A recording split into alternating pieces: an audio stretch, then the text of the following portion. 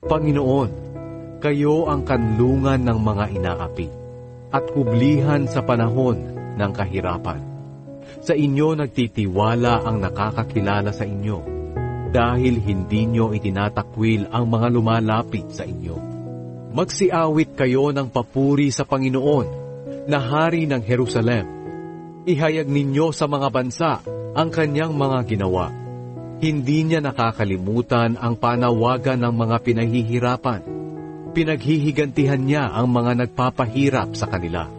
Panginoon, tingnan niyo po ang pagpapahirap sa akin ng aking mga kaaway.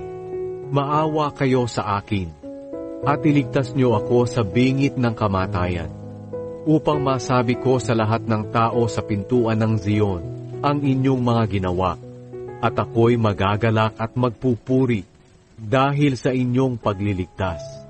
Nangyari mismo sa kanilang bansa ang plinano nilang masama, at sila mismo ang nahuli sa sarili nilang bitag.